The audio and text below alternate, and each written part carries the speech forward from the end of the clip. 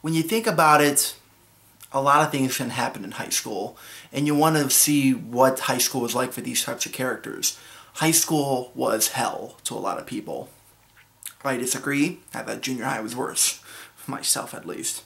But high school can be hell to people. High school is where you discover who you are. High school is where you're growing up and you don't realize how good of a life you have until you have to enter out into the real world. And from there, the world is open and it can trample you or it can make you who you are. And it's stuff like that.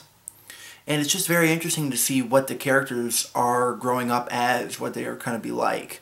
And there are the usual standard cliched ideas that Gotham High was going to go with when it was in the pitch idea for the original series. There was going to be the driving episode, the PSA episode, all those usual episodes.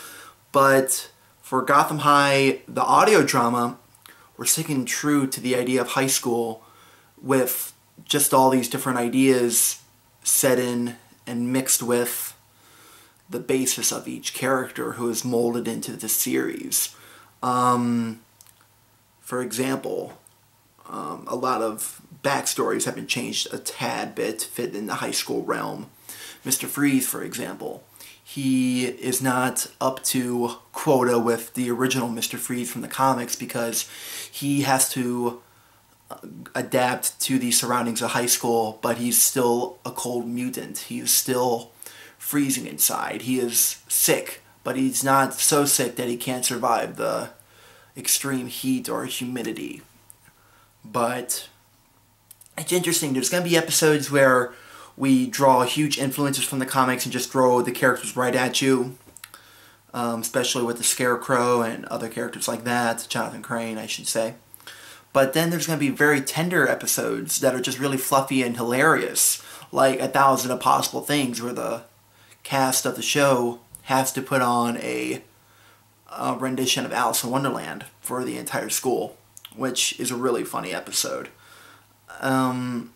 Overall, I just think the idea of high school, the concept, is just a brilliant place to set a lot of things because you never know what could happen in high school. 1,000 Impossible Things, episode name, hint, drop, can't happen. And in general, it just makes you wonder what would have happened. Why would this stuff happen if these characters were in high school? And I think it's just brilliant. The idea of the show was just such a good idea, and that's why we're molding it into what we want to do with it now. Because that was too good of an idea to be thrown away. It was. A lot of good shows get shot in the foot and are put down, but we're going to do our damn hardest to make sure that this lives up to the expectations.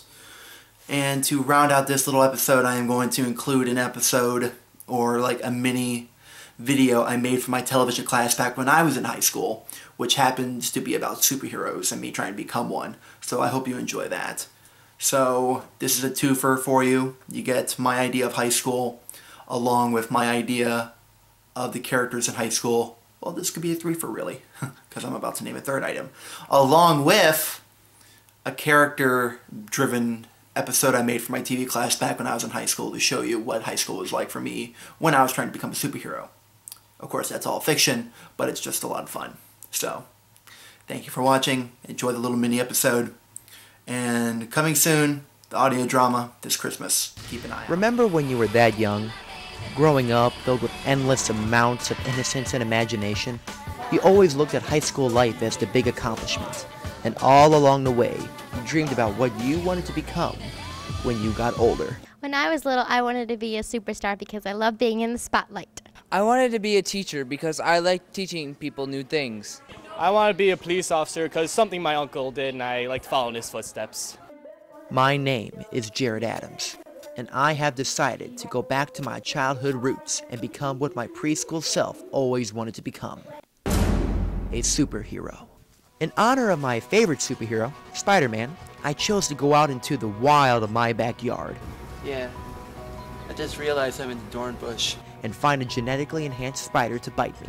One small prick and boom, Spidey Jerred. I found one. All right. Bite me. All right, come bite me. bite me, you stupid spider. Oh, crap. Okay, so that didn't turn out so well. I guess I'll move on to phase 2.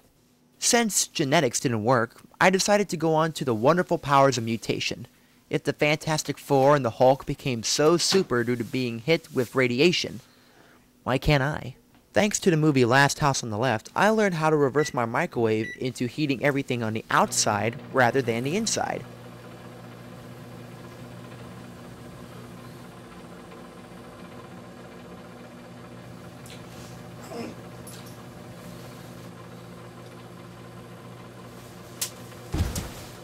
Okay, forget the superpowers. All I need is a really cool costume. Jerred's journals. Someday of Sun Month of this year. The back streets of Amherst are lone and bare with only sweat covering the streets. And soon when the streets scab over, all the accumulated boredom and sickness will boil up to the angsty teenagers and pestered teachers. Their own torment will foam up around their waist, and they'll look up and scream, "Save us!" And I'll look down and whisper, "Sure." Now this is what I'm talking about. The authority, the integrity, the power of a super costume. Sadly, I found out the people of Amherst passed a law last year restricting masked vigilantes in their fight for justice, so I was quickly arrested on the spot. So I guess I never will truly become a superhero. Without the special powers or the really cool suit, I guess no one will ever truly need my help. Somebody help me! Help me! I've fallen in the middle of the street and I can't get up!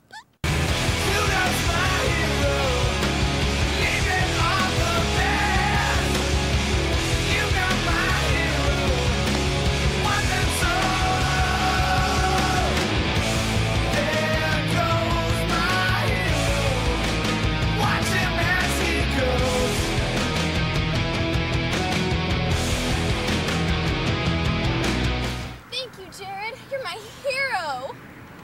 And at that moment, I realized I've always truly been a superhero.